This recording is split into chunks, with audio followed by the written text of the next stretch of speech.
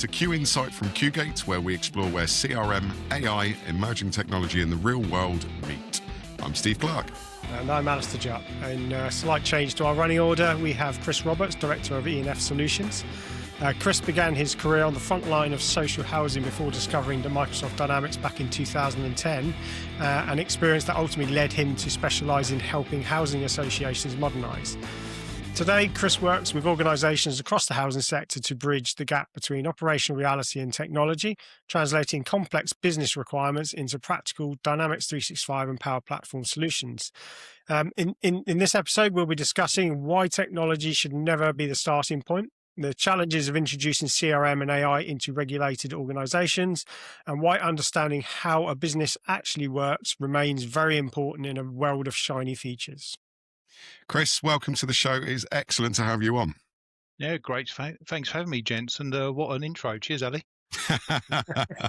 Well rehearsed, I'm sure. Chris, so as we always do with our guests before we come onto the recording, is we have a bit of a chat. And when you described your position and your role within the organisation, you considered yourself to be a translator, effectively, between business and technology. Where I'd like to start is, what does that mean in practice? And actually, kind of follow up, and part of the same question really is, why is that so important that we start looking at that translation before you start building a system? Yeah.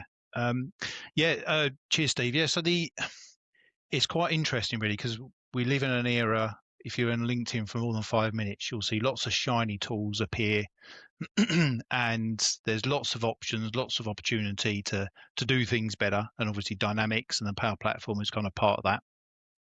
And then on the other side of that, we have the real world, which is kind of how a business works, be it housing associations, but across the board, really, public and private. There's ways of working. And you have an operations team who know how they work, and then you have a tech team who knows how the tech work. Now, often when those two worlds collide, the outcome isn't necessarily that great. Yes, we know it well. So I think I kind of sit in that pocket of going, okay, right, I know the product. This is what the product's capable of. And particularly in a housing setting, as Ali mentioned, my background is housing, so I kind of know a bit about how that works as well. So I kind of can sit there and almost be that translator between the two worlds. And I think that is kind of quite a key thing. And then the how is relatively simple. I kind of use three areas. It's kind of how do you work? So we're not even looking at tech at the moment. Tell me how you work. What's your process? What does that look like in the real world? So I'm not going to the managers and saying, how do you work? That's great. I'll get that flavor, but it's really kind of the frontline teams who kind of in the nitty gritty of everything, understanding how they work before we take things any further, really. That's common across SMEs, right? And we see similar. The business says we need this in a CRM. What they really mean is our process is broken, and if nobody unpicks as to why that process is broken, you before you've gone too far, you've built the wrong thing. But clients aren't trying to be difficult when they describe what they need. I think they're usually describing a pressure point, and they might say something like, we need this in our CRM, but what they often mean is, we can't see what's happening. We're relying on one person, or the process breaks every time volume increases. That's the pain point that needs to be uncovered, isn't it? Absolutely. Yeah, 100%. And it's really kind of that's where everything starts. The number of times I've been involved where the tech team have kind of taken the lead, and there's no malice in it. They're thinking, oh, this will be really handy functionality. Let me build that in. Oh, this will be brilliant. That looks nice. Let's put that in. And the ops teams come on and go, that's great. But I've now got 3 other spreadsheets I've got to keep now because this system's not quite doing what I need it to do.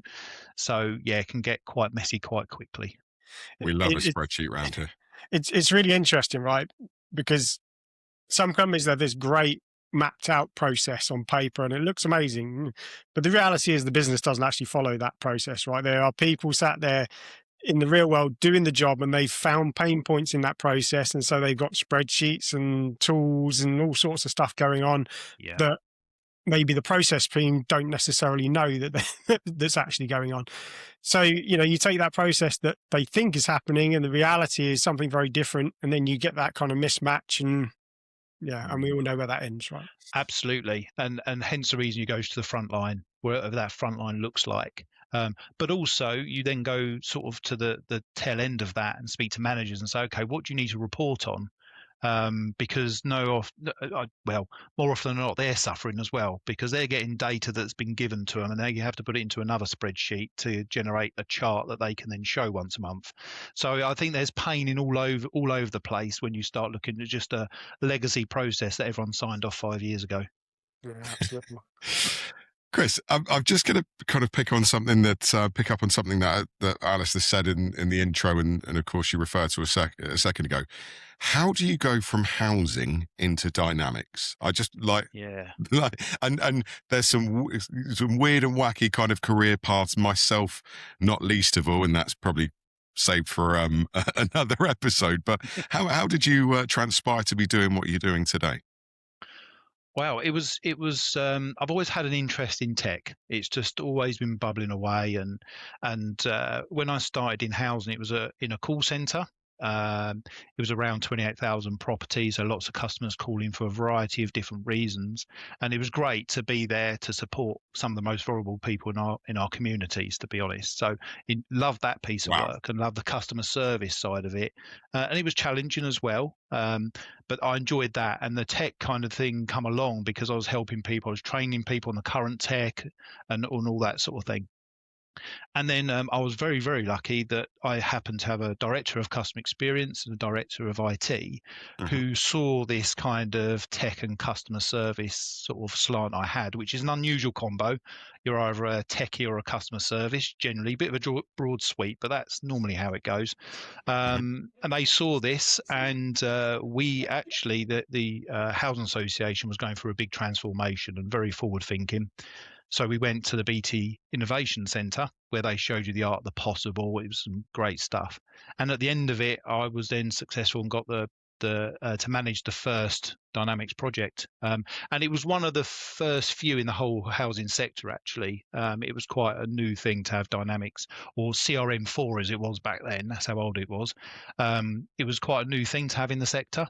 There was a couple of people doing the same thing, but this was kind of, it was kind of sector busting. But at the moment in time, we had a brilliant team, both in IT, customer service. We were doing some great stuff, and I was lucky enough to get it. So, and I would love to say I knew what the hell was going on, but I would be a liar. Have we chosen the right guest for today? Yeah, I'll get my coat. But at that time, I'd come from customer service. I was not a techie.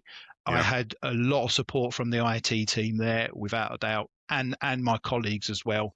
But the learning curve went like that, and then I just fell in love with Dynamics from then on, really. And it was kind of, onwards and upwards. And as the great thing, as you guys all know, the product's evolved so much since then. And every day you wake up, there's a new bit of functionality you got to learn or play with or whatever it might be. So it's kind of, once you're in, it's kind of hooks you, and then just keeps you coming along with for the ride. So that's probably very long-winded answer, but that's kind of how I kind of appeared with the Dynamics.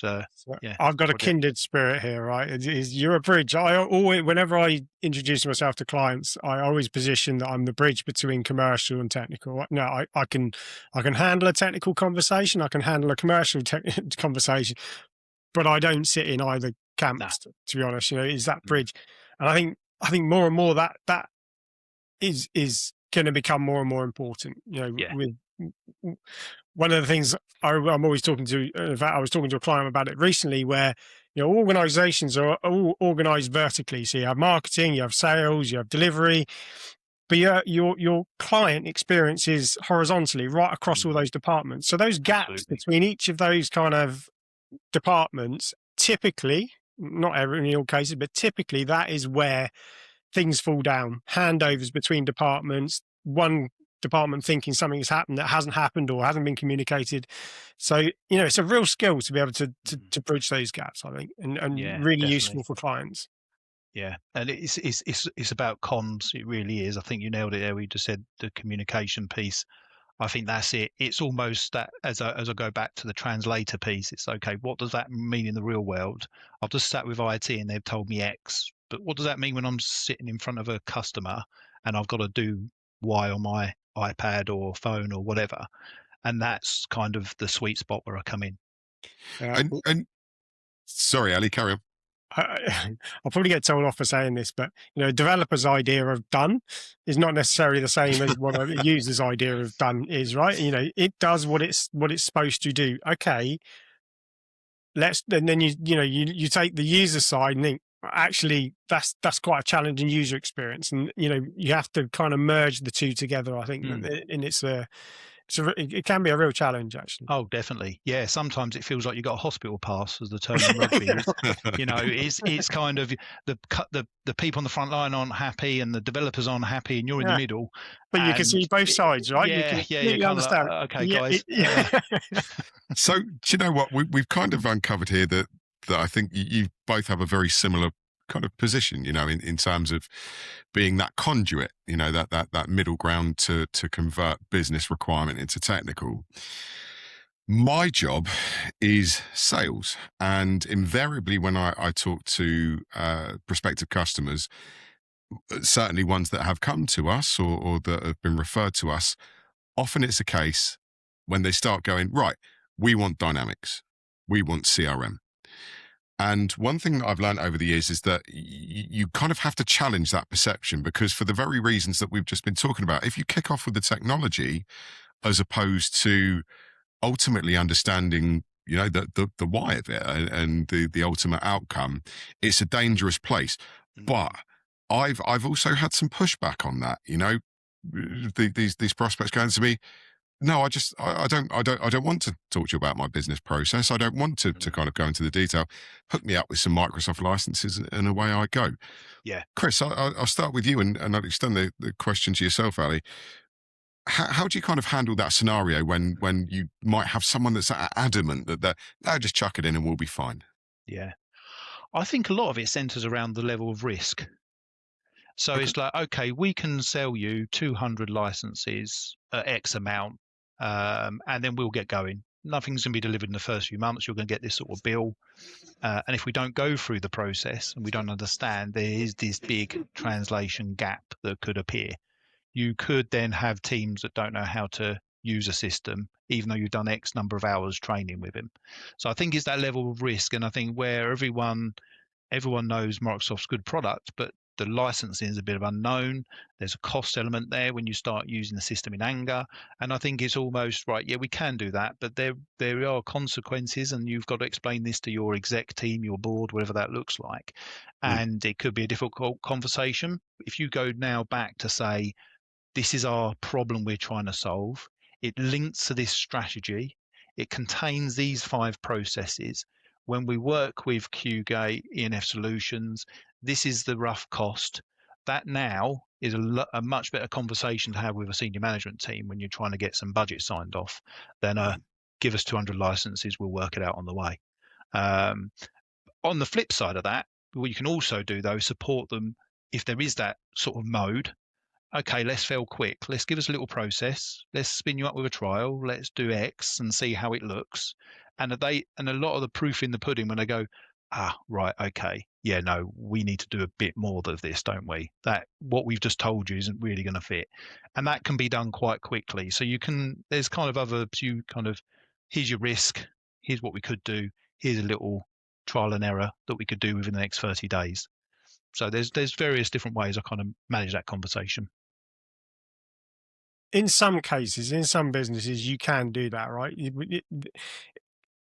The way I look at it is that most businesses have a kind of a standard sales process, right? So you have an acquisition phase, you have a conversion phase, you have a delivery phase, then you have an administration and your finance piece, and then you service a client, right? And they and if you broadly follow that as a sales process and a marketing process and a delivery process, you can kind of take a drop-in product. Our QLab Core is designed specifically for that, where get them on the platform, off you go, and then you can kind of iterate from there. that's one way of approaching it. But then there are some businesses that absolutely will never fit into that kind of standard sales process or sales workflow that happens. It's just, I'm trying to think of a really unique business model. The yacht manufacturer and charterer. I use that as an example all the time. They didn't have accounts, contacts, opportunities. They had yacht, they had marina, they had chef, they had high net worth individuals. I use that example a lot. Yeah, and recruitment, I guess, is another one, which is not recruitment, similar to yacht building. Yeah, there are others, but the risk is, and I think it's kind of user adoption, right? If you're going to do it that way, you've got to accept the sins of it when it first goes in, and you've got to prep your people, and you've probably got to have a particular type of people in your business that are going to accept that and work with you and deal with its drawbacks. There's a stat out there that says the user adoption is the single largest failure of a CRM implementation, accounted for around about 38% of failed projects. So that's quite a risk that you're taking by doing that way. But in all honesty, it can be a very credible way to do a deployment. But it very much depends on your business model, I think. I tend to get nervous as well when people turn around and say, just let us know how the system works. We'll work our process into it. I'm like, okay, right. That's going to be both expensive and take longer, but it's your call. So that also makes me a little bit nervous, to your point, Ali, where some people will go, that's good, but could you just, and can we, and then before you know it, the number of days dev has gone through the roof. We're very careful who we engage with, actually, in terms of clients. And, the client mindset has to understand that this is not a mobile phone app that you just put into and it works and it's off you go. It is a journey that you got to go on with the system. Definitely. And when you've got that mindset that you're going on with a journey with the system, they're the companies that absolutely maximize the value of that system that's put in place. Over time, they're tweaking, changing, improving, removing, adding, and the system becomes, one of our previous guests alluded to, a tech spine to their business. It becomes integral and critical in the success of their business. Couldn't agree more. Chris, housing associations.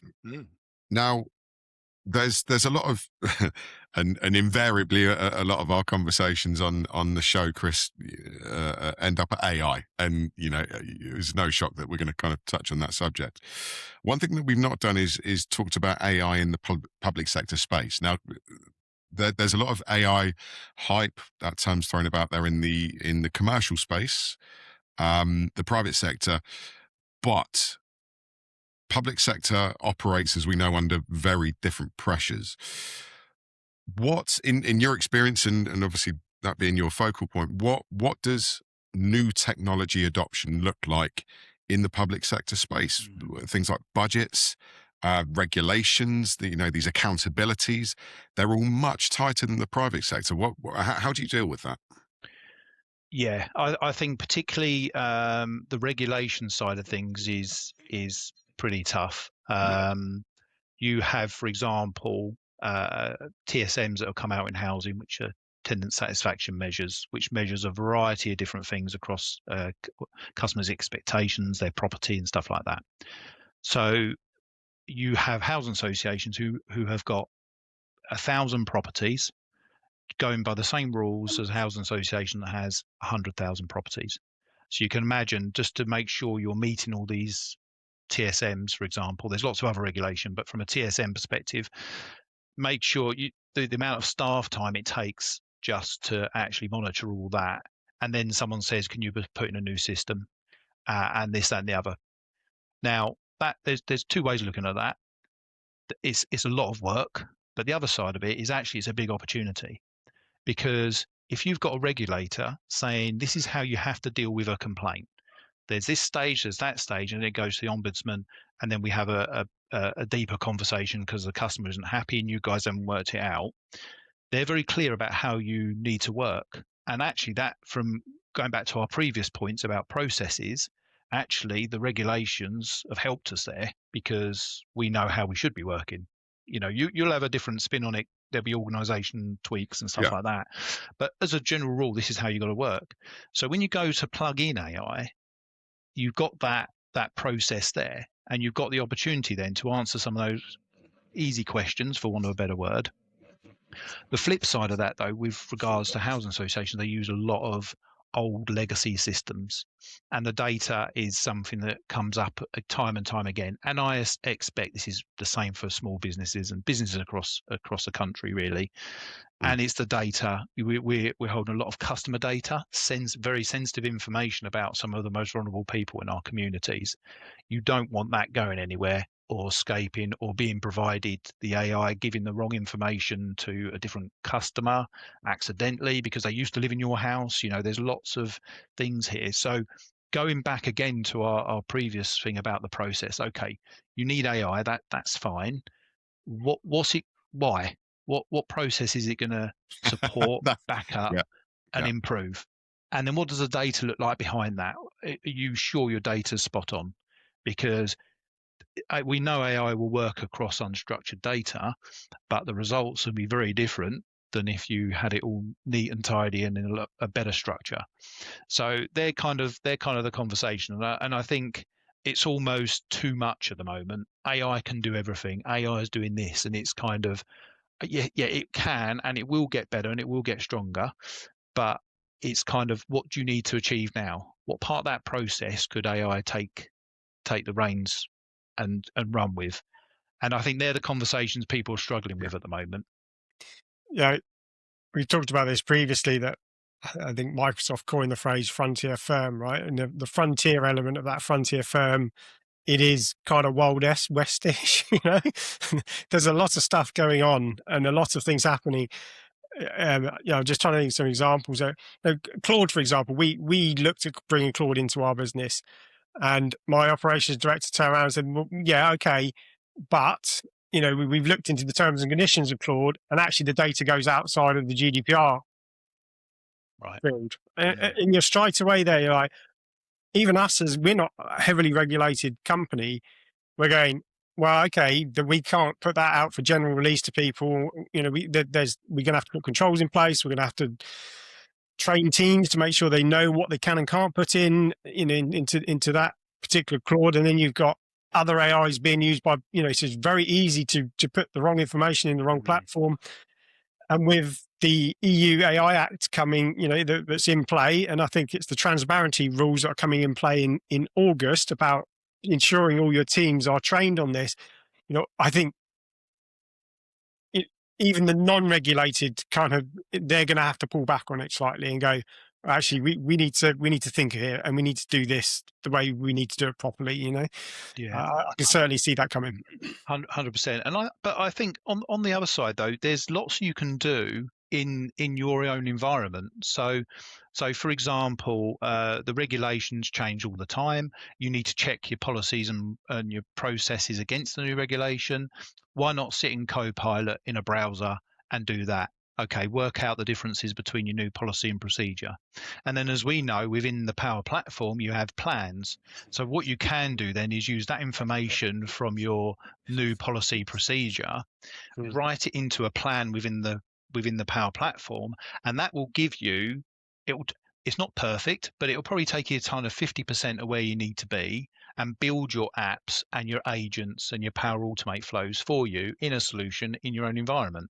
Now, that's a nice, safe way to work out right the way from our business problem, there's a new regulation coming out, to how's it look compared to our current procedures, and then how does it look when we build it? And that's all internal. There's no worries about things disappearing, but you get to learn the product. And I think that's what we're all doing at the moment. We're getting told it can do a million different things, but people are only using 6 things. So it's we're still trying to work out all the pros and cons, and that's kind of nice contained way of potentially doing it. I also think Microsoft have a real distinct advantage, right, with Copilot and what they're doing, because fundamentally they have that control where it's internal or web. For starters, that's just like fundamental, that you can keep it within your tenant, and actually it's relatively safe, right? To do that. There's also a really strong governance layer and permission structure across the data as well, which is almost out of the box if you've got something like Dynamics in place already. With a audit and a few tweaks, you can get it to where it needs to get to. Mm. And I think their play is really clever, actually.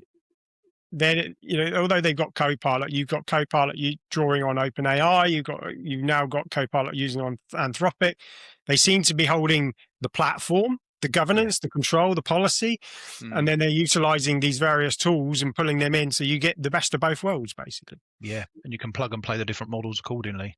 Yeah, and whatever version pops up next, and you're in a prime position to test it before you released it into your environment. But yeah, that's a very fair point. At the moment, when you come out of that enterprise environment, it's a bit like the Wild West. You're putting information into choose your AI tool of choice, and then hoping it doesn't go anywhere or it's not teaching a model something down the road. Whereas obviously it's all quite contained within your enterprise environment, which is always reassuring, really. and we talked about this previously, actually, where these bots that were coming into meetings seems to have died down a little bit now, but we used to have somewhat, a bot turn up in a meeting that you were having with someone, and it's recording everything you're saying. And okay, this is, we're going to share our IP here, for example, or whatever, into that. Where's that data going? And it can be quite challenging to deal with that situation, right? Particularly as a client, because we're not really comfortable with our IP being shared out with AI. And it's not saying that it is. It's just the unknown. You haven't had a chance to read the terms and conditions, to see how that data, all that kind of stuff. Exactly that. It's I think it's got better. We were on a call yesterday, Ali, weren't we? Where we were talking with a prospective customer, and someone said, "Can I hit record?" And we went, "Yeah, no problem at all." And they hit record, and the camera and the microphone shut off. I thought, "So what's going on here?" So I turned it back on, and both Ali and I were like, "Oh, we thought we'd lost you then." He's like, "No, organizational policy that the moment someone hits record, all image, voice is ceased, and it's then up to you to turn it back on, i.e. consent." We're at that stage. I think it's probably the right thing to do, because and we've had guests on where we've spoken about things like deep fakes and phishing, so voice phishing.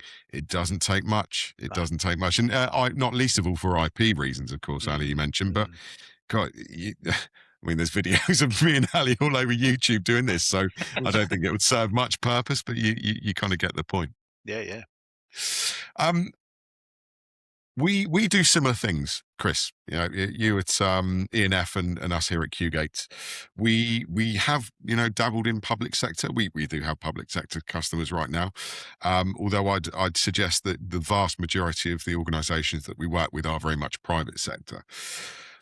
I will ask a question of where you think the public sector is versus the private sector, and I believe you operate exclusively in that housing sector space. So, your kind of exposure to the customers that we work with may be limited, but we see quite a varied mix of where organizations are with AI. Some will be relatively recent. I don't want it to replace my staff, versus organization going, right, we've earmarked about 37 different functions within the business that could be replaced with AI. Let's hit go.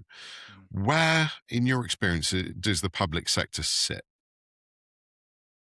I think similar to the private, to be honest. You've got a few kind of forward-thinking, potentially larger housing associations in this example, who are doing more with AI and up and running, towards the smaller ones who are going, the risk is quite high here, the cost is quite high, can we really do that? So I think that's it. And back to our comment about the unknowns, obviously the cost element as well, that potentially, depend on what AI products you buy, what subscriptions you've got, that could go up quite quickly as well. And if you don't really know why you need it or what it's going to bring to the table with regards to a return on investment, it can be a bit of a hard sell. I think the other thing as well is return on investment can be a little bit tricky as well, because in the private sector, AI managed to get me 50 extra leads, and out of that I've converted 5. There we go. It's cost me X, I've made X. In the public sector, going back to the TSMs, if we're trying to understand what makes customers happy, and we put some AI in that just answers the top 5 queries they normally have, and the next result we get is gone up higher, it's a higher percentage of satisfaction, it's very difficult to tie that to the actual AI specifically. It's quite tricky for a housing association to do that, because there's so many other moving parts. So 9 times out of 10 it's going to be a repair. So did the engineer turn up on time? Was he polite? Was she polite? Did they do the job first time? So that's in the mix as well. So it's really quite tricky to then say, okay, it saved us X. Now, if you enter repair side of things, that's when I think you could then say, It's actually, tangible. It's tangible, yeah. yeah, we've showed customers they could do X themselves, which then means we saved 15 engineer visits, which saves us X. So, and I think that's what they're battling with as well. And this data, it's the data side of things, I think, is the biggie for the sector at the moment. They're being asked to report on a lot of information, collecting it all over the place, because as we know, regulation appears, but it's not necessarily, it could be asking you to now basically collect a certain bit of data you never ever collected before. So we've now got to find a way to collect that. Oh, we use a spreadsheet for that for a bit. Before you know it, that's now a beast. So we've got data over here now that's kind of collecting that bit of info. So I think that's kind of the thing. I think short answer, they're in the same sort of space as the private sector, between the let's go for it, see what happens, to bit sensitive. I think you touched on an interesting point there, actually, that people talk about AI, but there are a multitude of different types. And recently I kind of categorized it into 4 primary types of AI. The first one being kind of bought AI, so Copilot, Claude, ChatGPT, everything, the thing that everyone kind of knows. You then got agents within that bought AI. So the more people who are a bit more adventurous with it, they're creating their own agents within Copilot or ChatGPT. You then got low code AI embedded. This is Power Platform with AI in it, and then finally you got build with code, which is kind of pure builds. And if you consider that just the top tier, that first one, that bought AI, actually, if you put that into your business and put it in safely, you start to see a quality output. And it's the quality that goes up, and the range of things you're doing goes up. That's quite hard to measure in terms of value, right? Because it impacts all sorts of different things across your business. So you have to look at, well, has my conversion rate for sales increased? Has my marketing lead acquisition increased? Because of the quality of the content you're pushing out and the quality of the conversation, and they got more time. So it's almost like a leap of faith, that, and it's almost, you have to have the right mindset and the right culture in your business, I think, to, particularly with that top line, to then make a success of it.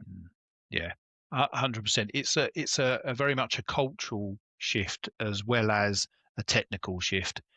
It's kind of having a clear policy in place within the company, clear roles about who's going to access the AI, who's going to have certain levels of AI. As you say, you've got different people in the business have those 4 different types of levels of access to AI as well. What does that look like? When should we use it? When shouldn't we use it? So it's almost that's kind of one of the levelers, really, having that in place.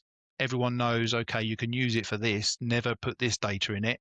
You can do X, Y, and Z only. And I think that helps the conversation as well. Not necessarily the return on investment, but it means it just takes away some of that risk that is kind of, the unknown, as you say, but the Wild West. I think what we're going through at the moment is going to fundamentally change everything across business. Even down to the point when we touched on budgets and costs. The cost structure is going to change. That it's going to be driven by demand rather than driven by a subscription. That in itself is a real challenge.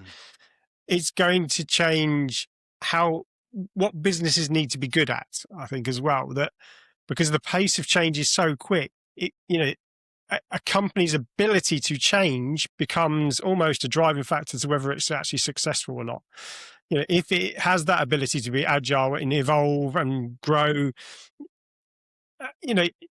previously you'd put a system in and you could then develop it over the next 10 years, and take it to where it needs to get to. It's not going to be like that. It's so I think it's just going to change everything, and it's going to change how everything gets measured. It's going to change how everything gets paid for. It's really interesting times, I think. So when we've been talking to customers about AI implementation and using it for whatever that this organization might deem suitable, or actually what we might deem suitable once we've had this business process chats, again, going with what they need rather than what they want. The kind of consideration from cost has gone from the implementation through to actually it's the ongoing operation of it. Because now we're not just talking about Copilot that might write you an email.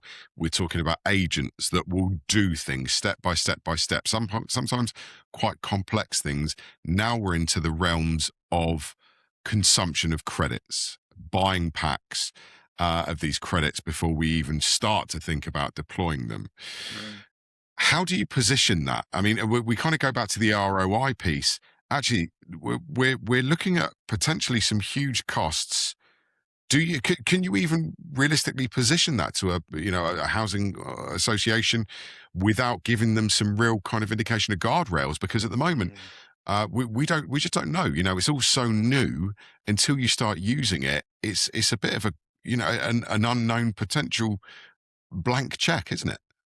Yeah, and I think you've got to be honest about that. I think this is a bit of an unknown. It's brand new, hot off the press tech. But I think the other thing to almost allay those fears is slow and steady. So, okay, what can we do right now? And then let's do that for a month. What does the cost look like? Okay, let's now add a bit more functionality, get the agent to do X or a flow to do this, and then see what the cost looks like then. So I suppose it's kind of just gradually, I mean, that's the beauty of it, isn't it? You can kind of ramp things up and bring it down if you need to. So it's kind of slow and steady kind of wins the race, really. But it is a case of try something. How much does that cost credit wise? Okay, how does that look? And it's that almost like a pilot piece. It's get one of your key processes. What can we do with AI? How much does that cost? And that kind of gives you a feel for, okay, that was process A. That's AI doing this. This is the cost a month. Now, if we do another process that's a bit more complex, we've now got something to gauge on. And I think that's generally the best way to do it because it really is an unknown. I mean, on a separate note, I was doing kind of just playing with vibe coding and Replit, and before you know it, my 25 credit had just gone. Like I think it was within an hour. And I was like, wow, that's really quick. And that's using a product, but I was keeping an eye on the budget. And I think that's essentially what we need to do at an enterprise level with companies. Say, let's just do that and then see how much that costs and how long it took you to use that money or those credits. Just to level what you said at the beginning there, that your AI is huge cost. It very much depends on the type of AI, as I talked those different 4 types, as to what you're actually doing with the AI. Your biggest risk is fully autonomous, doing its own thing, probably interacting without any human oversight. That has the potential to have huge costs, right? It does. The other end of the spectrum, the Copilot, the user interaction is manageable, right? You can control your costs. And actually within Microsoft, there are I saw a post on LinkedIn the other day where someone had said about they had it on demand, their credit purchase, which essentially, it just run up a bill. Whereas if you buy the packages, you're restricting your exposure to the package that you've bought. Once it's gone, and you have to buy another one. So there are a lot of mechanisms in place to do this. But for me, the consumption pricing is an interesting one because it hides the cost inside behavior, right? It's not inside a contract. With a subscription, you knew what you were getting. It's in a contract. You're going to pay this much per month, month in, month out, and you can budget for that. But the consumption pricing is based on your users, your agent, whatever it is you're building, and so your governance becomes really, really important. and it's really interesting to watch how things are being released. There's almost this entry point for AI is really accessible to, you can draw comparisons to other less legal kind of jobs, right? Where here's a freebie. Yeah, here's the freebies and off you go. And then they got you, right? Because you're bought into it, you designed into it. So you just need to be sensible with it. The same way you would with any other technology is put those gates in place to check. And as you said, do it in stage ways. But the fundamental line here is it's difficult to budget for a habit you haven't actually measured. So yeah, exactly that. Yeah, and it should be treated as a tool like any other as well. Like you just said there, Ali, just gradually build up, ramp up. But yeah, you're quite right. If you say, okay, we're going to use AI tool to make 80% of our complaints process, and then all of a sudden there's a spike in complaints because there was a big leak in a tower block and it went through 10 houses, 10 flats, that then your credits are gone. And they're the sort of things you need to kind of be aware of. Credit packs, guardrails, limits. I was just searching, and I'm going to hold this up to the camera. I don't know if this will come across. I saw this on Reddit the other day. Someone woke up to a $47,000 bill the morning after deploying one Copilot Studio agent. Be careful, people.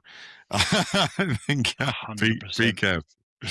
Just to caveat that we don't know whether that happened, right? Yeah, internet hearsay, urban legends. Yeah, there we AI are. Story. Yeah, made up by AI on Reddit, no doubt. But there we are. But I think that the factor here is just put guardrails in place. Start with credit packs. Be careful. Chris, you're entirely right. Deploy something relatively simple, scale it up, then it becomes a scale of economy, doesn't it? But as a business, take ownership of AI. Have a policy, a procedure, a clear plan of how it should be used so that everyone's singing from the same hymn sheet and they know what's expected. So that transitions quite nicely because we are virtually out of time for this episode. So I will ask you, Chris, in your experience, should I say, could you give our listeners one piece of practical advice when considering not just AI, because we've spoken a lot about AI across the 3 seasons so far, also CRM, because it's not too often we speak to people in your line of work? Yeah, definitely. So I keep it really simple, as you may have guessed from my answers. But I think I've said it before. What's the problem? So okay, what's your strategy? What processes support that strategy that are going to solve this problem? And then you identify the tech that will support those processes. And I think if you did those 3 and you identify the data you need from the processes and things like that, I think that's a really good starting point. And then you will identify the tech that will support those processes. Fantastic. And if I was to boil this down to one thing, I'd say map the process before you spend a penny on the platform. Everything Chris has said today comes back to that same discipline. Build the process, then the platform in that order, and do that every time. And I think you'll be okay. Yeah. Chris, look, thank you for joining us on the show, and thanks to everyone at home for listening. If you enjoyed it, be sure to follow us or subscribe. You can find us on Spotify, Apple Podcast, Amazon Music, and YouTube. Chris, thank you very much. Cheers, gents. Thank you very much. It's been excellent. So next time we'll be joined by Ryan Pennett. Definitely. I know we've had a bit of a change in running order, but Ryan's VP of Business Development at QWare, where we'll be looking at data quality and the foundations of good AI. Now, as always, QInsight is produced by QGate, and to learn more about how we're helping organizations navigate CRM, AI, and emerging technology, visit us at qgate.co.uk. Thank you very much for listening, everyone, and we look forward to seeing you next time.